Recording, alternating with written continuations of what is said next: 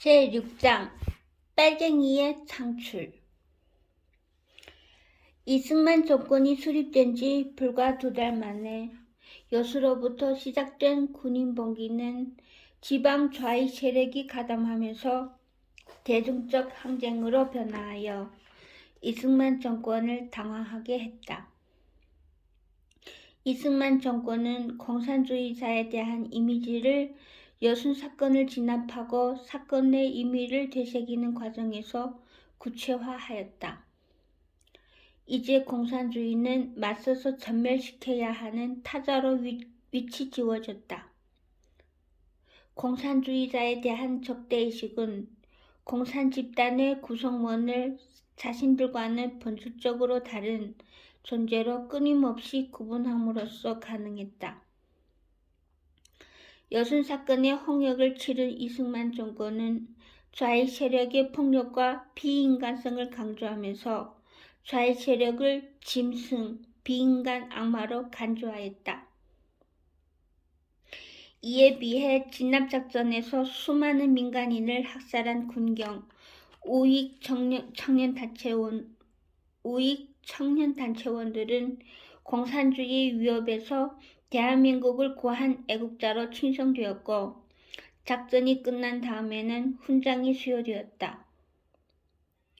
반공이 곧 애국이며 반공 이외의 것은 체제 위협이자 매국으로 간주되는 분위기가 만들어졌다. 이제 남한에서 공산주의자는 공간적으로나 심리적으로 외부의 집단으로 위치지워졌으며 위협과 적의를 제공하는 주체로 부각되었다.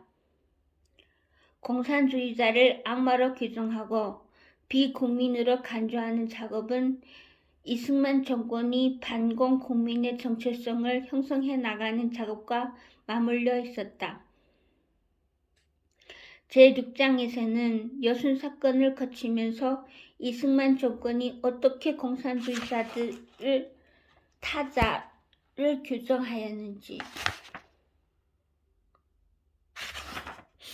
그 내용은 어떤 것이었는지를 살펴보고자 한다. 공산주의자에 대한 이미지는 언론과 문인, 종교인들의 활동을 통해 구체화되었다. 여론 형성을 주도한 언론은 여순 사건을 직접 경험할 수 없었던 대다수 국민에게 공산주의자가 얼마나 비인간적 존재들인지를 알려주고 문인과 종교인들은 정부와 언론이 주조한 반공 담론을 감각적으로 재생산해 나갔다. 여순 사건을 통해 공산주의자의 이미지가 어떻게 형성되었는가를 밝히는 것은 반공주의의 구체적인 내용과 작동 방식을 확인하는 일이다. 정부가 주도하고 언론, 문인, 종교인들이 가담하면서 형성된 공산주의자의 이미지는 수십 년간 한국 사회에 흔들리지 않는 신념이 되었다. 1. 언론의 사건 재현과 비인간화 담론. 언론이 무엇을 공공의 의제로 설정했으며 어떤 시각에서 설정된 의제를 보도했는가는 매우 중요하다. 여순 사건 당시의 언론 보도는 여순 사건의 실상에 대한 인식뿐만 아니라 공산주의자를 어떻게 이해하는가에 큰 영향을 미쳤다. 문자와 사진으로 전달된 여순 사건은 대다수 사람들에게 그 자체가 사실이자 진실로 받아들여졌지만 신문은 반공주의자라는 자신의 이제에 부합하는 부분만 보도했을 따름이었다. 당시 신문 보도를 비판적으로 검토하는 것은 언론이 여순 사건과 이승만 반공 체제 형성에 기여한 역사적 역할을 파악하는 일이 될 것이다. 또한 언론 보도를 검토하는 일은 반공 담론이 어떤 과정을 통해 형성되었는지 그 구체적인 내용은 무엇인지를 파악하는 일이 될 것이다.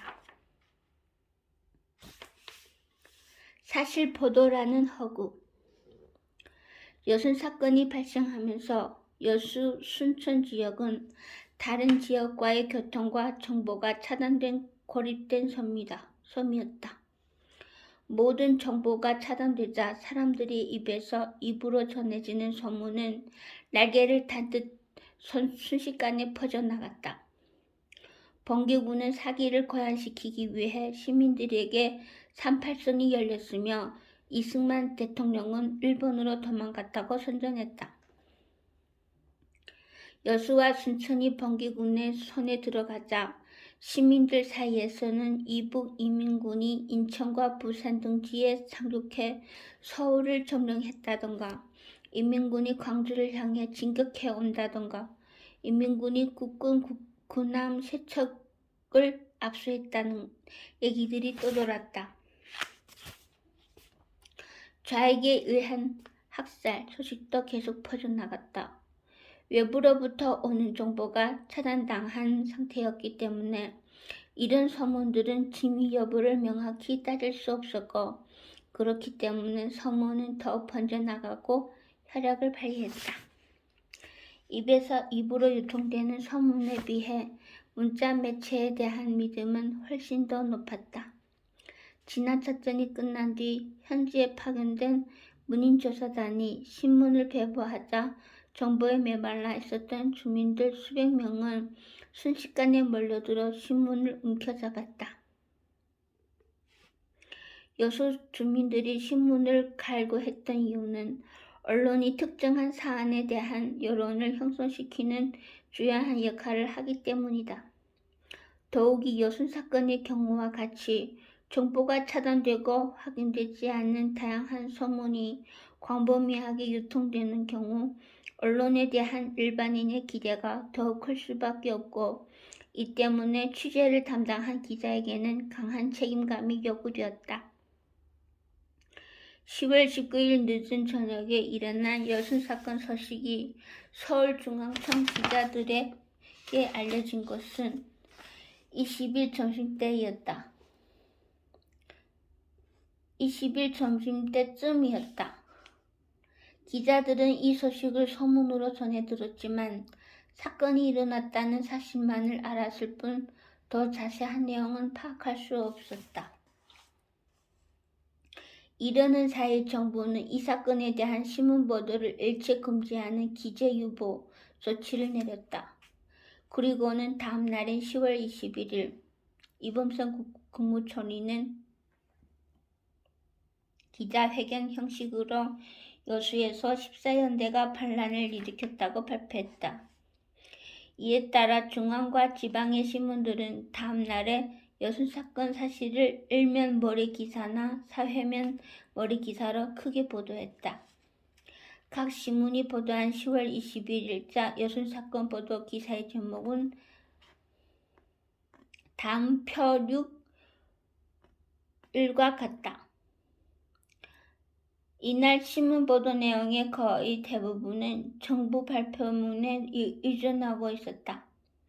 각 신문은 전남 여수에서 14연대가 반란을 일으켜 순천을 점령하고 점차 북진하고 있다.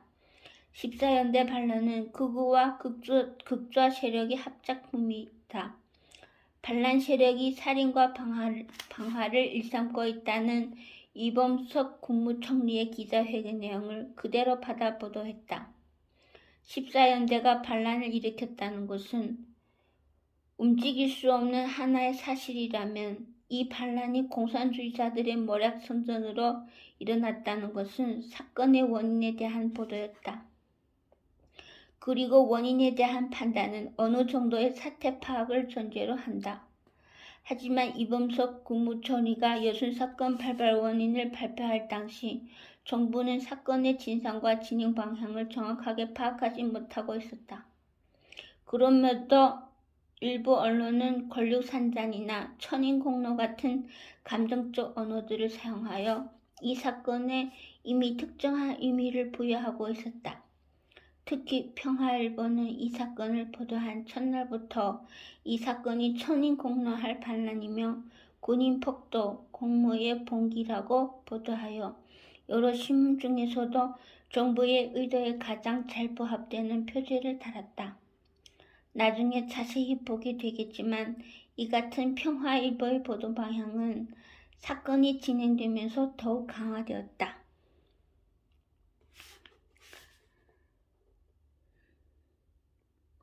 신문들은 정부 발표를 그대로 실었기 때문에 정부의 의도와 오류를 그대로 반복했다. 윤치영 내무부 장관은 아직 순천도 점령하지 못한 10월 22일 오전 1시에 여수를 탈환했다고 발표했다.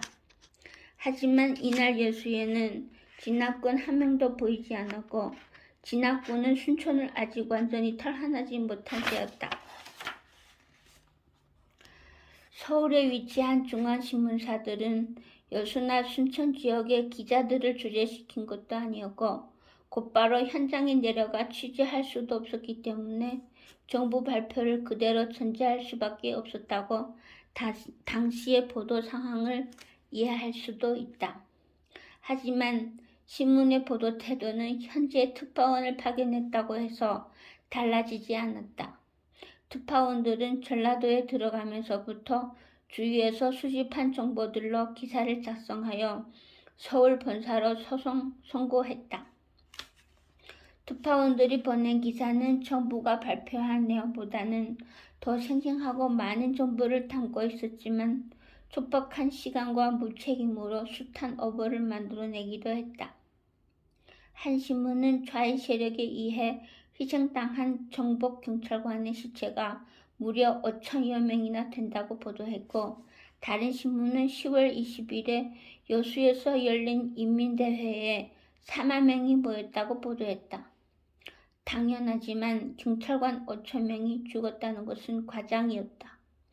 또 1946년 미군정이 인구조사를 했을 때 여수읍 전 지역의 인구가 약 5만 7천 명 정도였다는 점을 고려한다면 4만 명이 인민대회에 참가했다는 보도도 과장이었다. 또 인민대회에서 5명의 의장단을 뽑았다고 보도했고 실제로도 그랬지만 신문에 나열된 의장단 이름은 이상하게도 모두 6명으로 기재되어 있었다. 이같이 당시의 신문 보도는 사실을 정확하게 추적하려는 노력을 소홀히 하고 있었고 보도 사실은 과장되어 있었다. 언론의 방공 의제 설정. 신문들이 정부 발표 외에 다른 기사를 게재할 수 없었던 또 다른 이유는 정부가 이범석 국무총리 발표 등 정부가 발표한 것 이외에는 일체의 다른 보도를 금지했기 때문이다. 정부는 20일 서울에 반란 소식이 알려지자 즉각 보도 금지 조치를 취했는데 다음 날인 22일에도 정부 발표만 보도했고 그 이외의 기사는 게재하지 못하도록 지시했다. 현재 특파원이 파견될 즈음인 10월 25일 정부는 보도 금지를 전면적으로 해제한다고 발표했다. 이날 국무회의에서는 계엄 선포가 통과되어 군이 행정과 사법 업무를 장악했다. 계엄은 여수 순천 지역에 내려졌지만 그 이외의 다른 지역도 사실상 준전시 상태에 놓여졌다.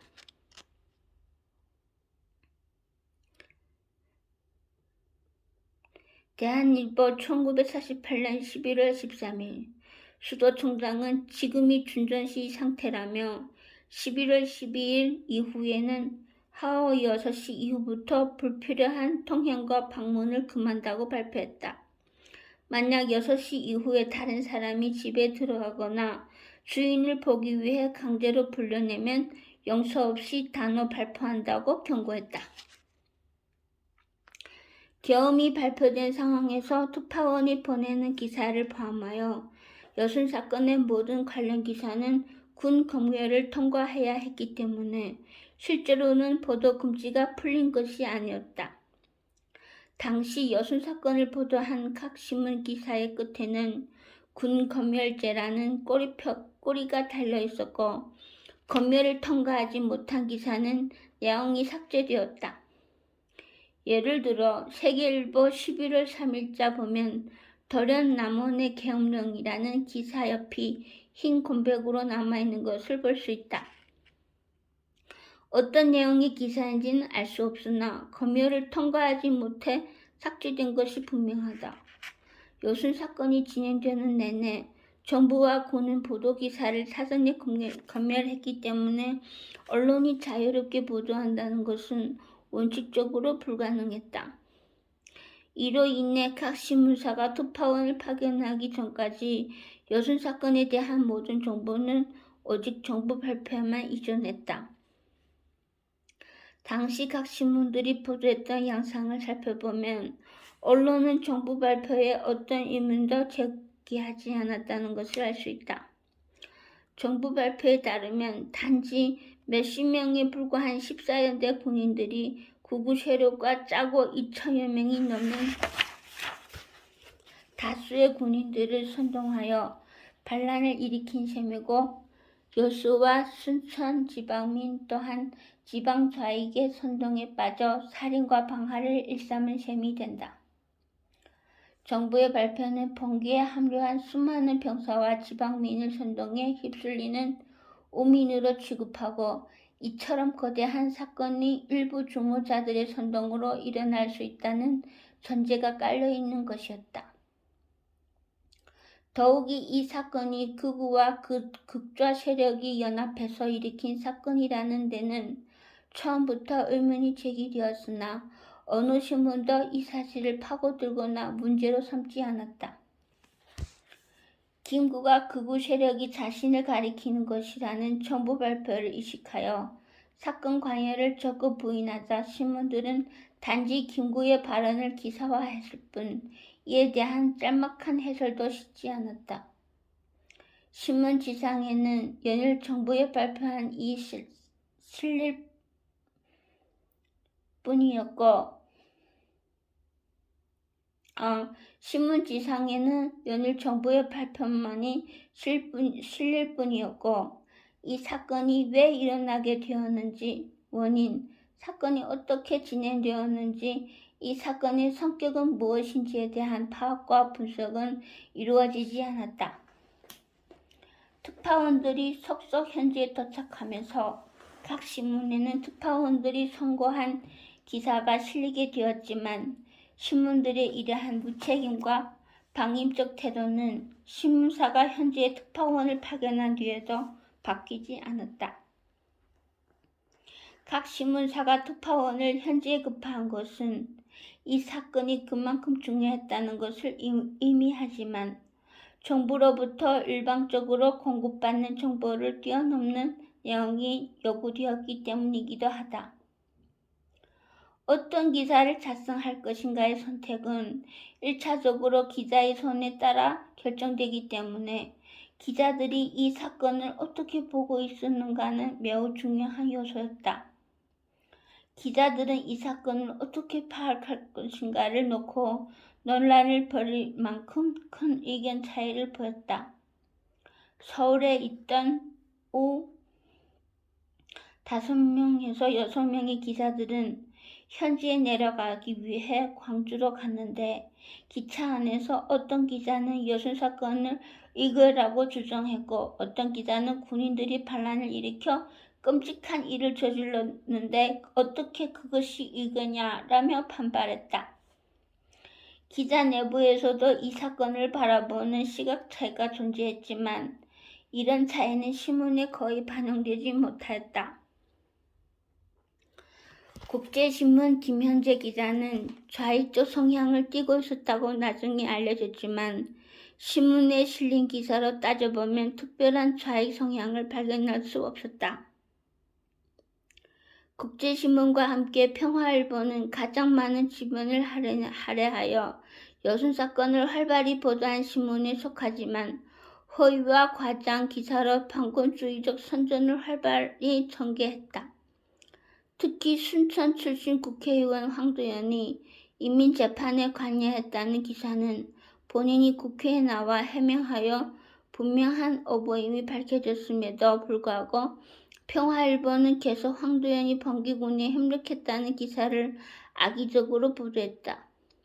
이 기사를 쓴 이지웅은 1946년부터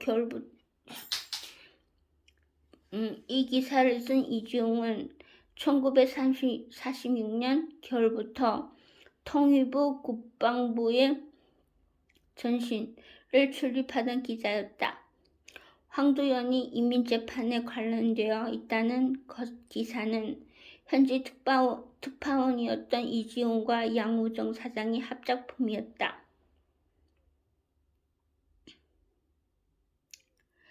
이지웅 기자는 떠도는 소문만 듣고는 아무런 근거도 없이 황도연 국회의원이 인민재판에 판사로 참고했다는 기사를 송고했고, 편집부는 이 사실이 잘못된 기사임을 알면서도 사장의 지시에 따라 보도를 강행했다. 기사가 정부의 발표 내용 일색으로 이루어진 이유는 단지 정부의 검열 때문은 아니었다. 여순 사건을 전후로 한 시기는 이승만 정권이 신문들을 폐간시키고 언론인을 구속하여 언론 자유는 초미의 관심사가 되어 있을 때였다. 그런데 언론사들은 일정한 선을 긋고 스스로 자기 검열을 하는 방식으로 전공과 유착되어 있었다. 예를 들어 국제신문은 현지 봉기 지역에 3명의 기자를 파견하면서 현지 보도를 자유가 허용되는 한도 내에서 하겠다고 공표했는데, 이때 자유를 허용하는 주체가 군 당국이면 두말할 필요가 없다. 이와 같이 몇몇 신문들이 스스로 보도의 한계의 선을 긋고 있었다면, 또 다른 신문들은 정부의 반공주의 보도 방침보다 앞서 나가는 경우도 있었다. 평화일보는 여순 사건이 진단된 뒤에는 서울 신문들을 대상으로 수도국장에서 현지 보고회를 열기도 했다. 평화일보는 백성들을 현혹케 하여 동족 상잔에 피바다로 유인하는 반민족적 공산분자들의 행동이 얼마나 반국가적이며 잔인했는지를 지상으로서는 이루 다 말할 수 없는 형편이기 때문에 보고회를 개최한다고 밝혔다. 하지만 정부가 공급한 기사에 지나치게 의존한 채 맹목적인 보도에만 치중하는 신문들의 태도를 비판하는 시각도 있었다. 허위 과장 보도가 만연하자 같은 동료 기자들도 이 같은 보도의 폐해를 지적하고 나섰다. 합동통진 기자였던 설국화는 다음과 같이 신문들의 과장 보도를 지적했다. 사실 순천 여수에 들어가기 전에 우리는 반공과 반도가 방화와 강도질을 자행하였고 강간과 시체 파괴를 여지없이 하였을 뿐더러 살해에 있어서 경찰관의 전 가족을 몰살하였다는 이야기를 많이 들었으나 현지의 사체에서 부녀자 노인의 시체는 거진 볼 수 없었을 뿐더러 시체에 손을 댄 흔적도 별로 보지 못하였다.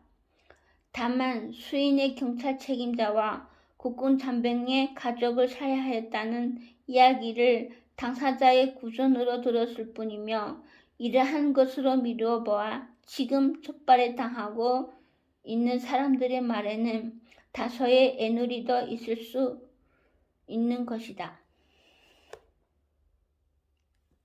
민주일보 기자였던 홍한표는 수십 번이나 망설이다가 자신이 목격한 내용을 이후에 참고 자료로 제공할 의도로 글을 썼다고 고백했다. 홍한표는 특파원들이 마치 자기들이 직접 한 행동 취재로 기사를 작성한 것처럼 행동하고 있으나 실제로는 좌우의 양편의 사정을 충분히 조사하지 않고 기자들을 반갑게 맞아준 국군과 경찰 그리고 우익 진영 사람들로부터 얻은 정보에만 의존해 기사를 작성했다고 비판했다. 이렇게 정보원이 한정되어 있었기 때문에 대부분의 일간지들은 진화작전에는 정당성을 부여하고 진화군을 등려했지만 봉기 세력에 대해서는 잔인한 학살 행위에 초점을 맞추어 반란군의 죄악을 폭로했다. 한편 시기적으로 훨씬 뒤인 1980년대에 쓰이기는 했으나 당시에 조선일보 기자로 순천 지역에 특파되었던 유건호는 순천 북국민학교 교정에서 벌어지고 있던 혐의자 색출 과정을 매우 소상하게 전하고 있다. 적의 창출 사진 보도. 당시 신문에는 보도기사뿐만 아니라 여수 현지에서 찍은 사진도 신문에 실렸다. 사진은 현실을 있는 그대로 반영하는 가장 적합한 수단이며 가장 사실적인 보도 방법이라고 얘기된다. 하지만 보도기사가 그러하듯 사진도 렌즈로 찍힌 것과 찍히지 않은 것이 차이가 존재한다. 사진 기자가 어떤 것을 찍는다고 결정하는 순간에 이미 또 다른 사물은 렌즈에서 배제되기 때문이다. 사진은 사진사가 어떤 대상을 찍는가에 따라서 대상을 어떤 방식으로 표현하는가에 따라 동일한 대상이라 할지라도 너무나 다른 이미지를 보여준다. 사진은 시각에 직접 호소하기 때문에 더욱 강박적으로 정부나 언론이 의도한 여순사건에 대한 이미지를 만들어낼 수 있었다. 여순사건에 대한 사진 보도는 어떠했을까? 신문에 실린 사진은 보도 기사와 똑같이 군의 검열을 통과해야만 실릴 수 있었다. 호남신문의 사진부장 이경모는 10월 21일 저녁에 다른 기자들보다 가장 먼저 순천에 도착하여 사진을 찍을 수 있는 행운을 가질 수 있었지만 그가 어렵게 얻은 사진은 군의 보도 검열을 통과하지 못한 채 폐기되었다. 그리고 군 검열은 계속되었다. 27일까지는 비교적 순조롭게 촬영을 할 수 있었으나 앞으로가 걱정이었다. 사진과 원고를 군에서 검열당해 빼앗길지 모른다는 생각과 더욱 더 걱정되는 것은 여수에서 광주 본소까지 원고를 보내려면 결사대를 조직하여 송고해야만 되었으니 이 일은 보통 문제가 아니었다. 어차피 한 번 죽지 두 번 죽냐 하는 결의를 다지고 가까스로 순천까지는 29일에 도착했으나 광주까지 가는 일이 또다시 문제였다. 교통이 완전히 차단되었다는 것이다. 몇 번의 검문을 거쳐 31일 밤에 가까스로 광주에 도착하였으나 찍은 사진 대부분은 검열에 걸려 빼앗기고 말았다. 나로서는 생명을 걸고 찍은 사진들이며 순천에서 광주까지 입산한 반군들의 기습을 받으며 사선을 돌파하여 가져온 사진들인데 아쉽기 한이 없었다.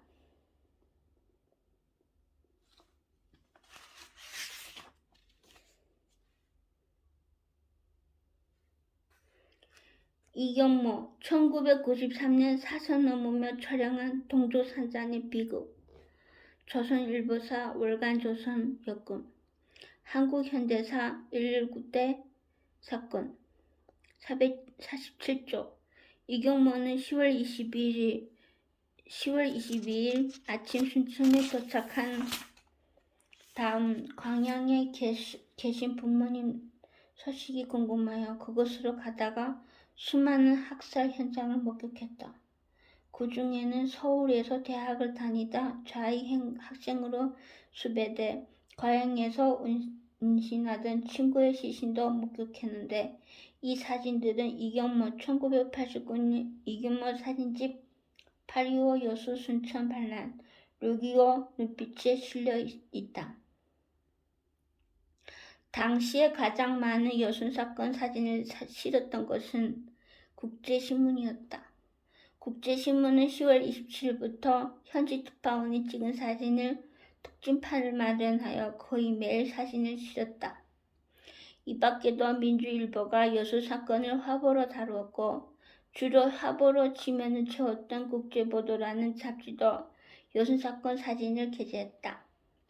당시 사진들을 살펴보면 여순사건 관련 사진 중에 가장 많은 분량을 차지하고 있는 것은 봉기군이 자행한 학살의 참상을 알리는 사진과 진압군의 위험한 활동을 잘 드러내는 사진들이라는 것을 알 수 있다.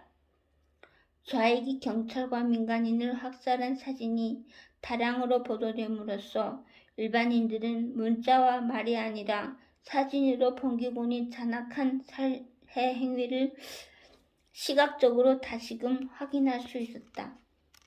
살해 같은 잔악 행위는 수많은 말을 통해서보다 단 한 장의 사진이 더 많은 것을 전달해 줬다. 신문에 실린 사진들은 긴 설명도 없이 봉기군이 어떤 행위를 했는가를 여순사건을 직접 경험하지 못한 외부 사람들에게 충분히 전달해 주고 있었다.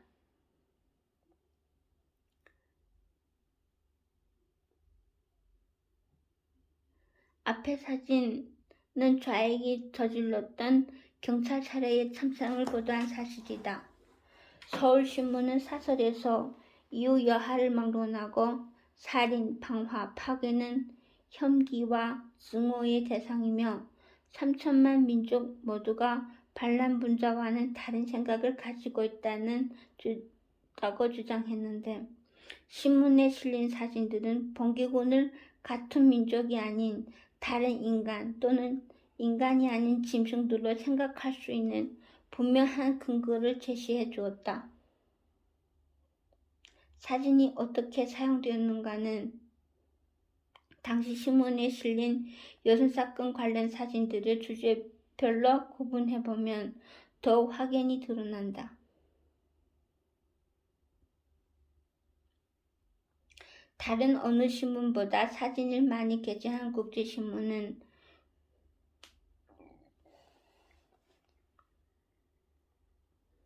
10월 27일에 사진을 처음 싣기 시작하였는데 이날 일면의 기계화 부대 드디어 출동, 반도 진압은 시간 문제라는 큰 제목을 달았고 이면에는 참상, 피해 거리 순천이라는 제목을 달았다. 사실 이 두 가지 제목은 여순사건 당시 여러 신문이 보도했던 두 가지 핵심 사항을 요약한 것이라 할 수 있다. 오른쪽의 표에서 보듯이 신문에 가장 많이 실린 사진은 봉기 세력에 의한 건물 파괴와 인명 살상이었다. 총 65매 사진 가운데 이에 해당하는 사진은 총 27매로 전체 사진 분량의 40%가 넘는다.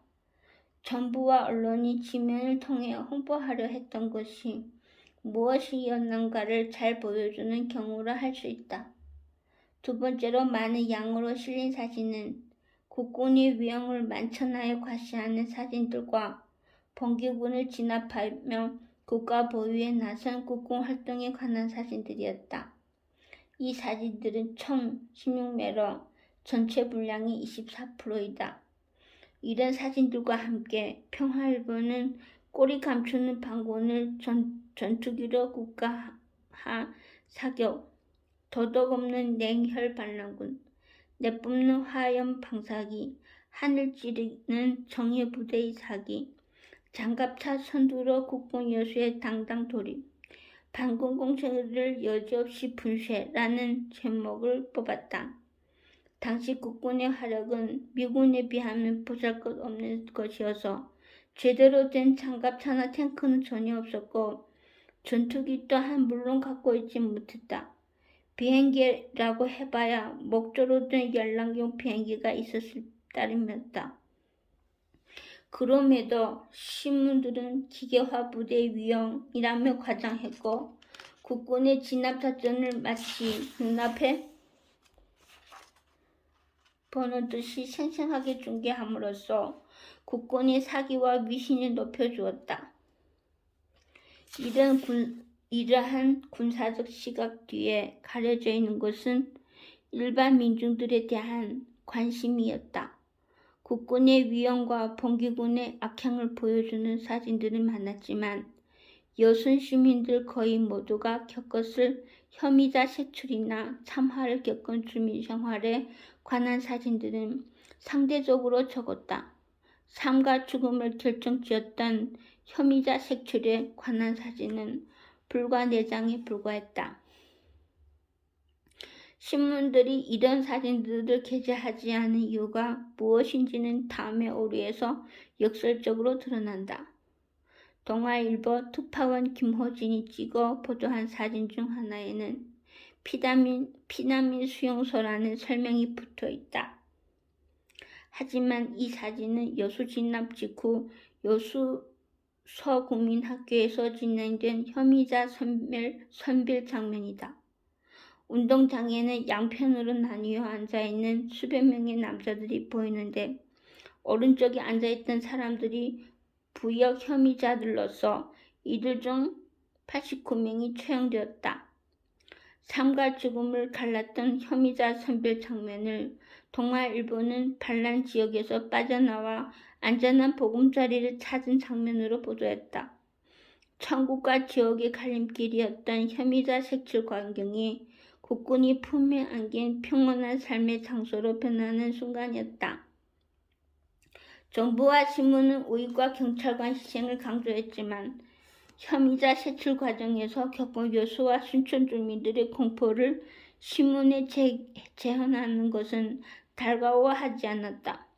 대부분의 기자들은 좌익에 의해 학살된 경찰들의 시신에는 큰 관심을 가지고 보도했지만 고통받는 주민들을 사진에 담지는 않았다. 주민들은 취재 대상이나 피사체로서는 존재하지 않았다. 당시 신문에 보도되었던 사진들을 호남신문 기자로 순천에 제일 먼저 도착했고 여수에서도 많은 사진을 찍은 이경모의 사진들과 비교해보면 당시의 신문 보도가 어느 정도 편파적이었는지를 알 수 있다. 순천, 광양, 여수 등지에서 찍은 이경모의 사진들은 총 39매인데 40여 년이 지난 뒤에야 단행본으로 출간되었다. 당시에는 신문지상에 보도되지 않은 이 사진들은 불타고 있는 여수 시가지와 반란군에 협조했다고 붙잡힌 예학생들, 여수 서국민학교 교정에서의 혐의자 색출, 광경 등 당시의 상황을 그대로 말해주는 귀중한 사진들이다. 이 사진이 귀중한 것은 그가 카메라 렌즈를 일반 주민들에게 초점을 맞췄기 때문이다. 이경모의 사진 중에는 군인들의 활동을 담은 사진도 다수 있으나 기계화 부대 또는 진압 광경보다는 진압에 참가했던 군인들의 식사 장면, 트럭에 타고 군인들이 이동하는 장면, 작전 계획을 세우는 장교들, 작전 교육을 받는 젊은 육사, 슬기생 등을 카메라에 담았던 것에서도 나타나듯 그가 당시 상황을 과장 없이 비교적 객관적으로 다루고 있다는 것을 알 수 있다. 그의 사진들이 객관적이라는 것은 민간인 학살을 담은 사진에서도 잘 드러난다. 그는 좌익에 의해 죽은 경찰들의 시신도 다수 찍었지만 봉기군에 협조했다고 무고한 죽음을 당한 시신을 찍은 사진도 여러 장 남겼다. 경찰들의 시신은 차마 눈뜨고 보기 어려울 정도로 처참하다. 이경모는 경찰들의 처참한 시신들이 널브러진 현장들뿐만 아니라 여수 순천 주민들이 겪은 고통과 공포의 순간들도 카메라에 담았다. 하지만 당시 신문의 보도에서는 이 같은 균형을 찾아볼 수 없었다. 한편 여수 사건 현장에 외국인 사진기자로 참가했던 칼 마이더스의 사진에는 기계화된 국군의 위용을 과시하는 사진은 적은 반면 여수나 순천 시민들을 찍은 사진은 이보다 많다. 마이던스의 눈에도 시내의 폐허가 된 건물과 국군의 용자는 분명히 눈에 띄었을 테지만 그는 이러한 장면을 카메라에 담지 않았다. 그렇다면 마이던스가 본 현지의 모습은 무엇이 달랐을까? 마이던스가 주의 깊게 살펴본 것은 폐허가 된 건물이나 기계화 부대가 아니라 사람이었다. 마이던스가 3명의 동료 기자들과 함께 순천에 들어가 처음 목격한 것은 학교 운동장에서 벌어지고 있었던 혐의자 색출이었다. 혐의자 색출 광경은 그에게 강렬한 인상을 남겼다. 그는 폭동을 진압했던 정부의 군대는 반란군이 야망적이고 정의를 무시한 태도를 취했던 것과 똑같이, 아니 오히려 그들보다 더한 보복 행위를 자행하고 있다면서 운동장에서 진압군은 총대와 군봉으로 무릎 꿇은 사람들을 쥐누르며 자백을 끌어냈다고 적었다. 자백을 한 사람은 바로 후에 운동장 한편에서 총살되었다.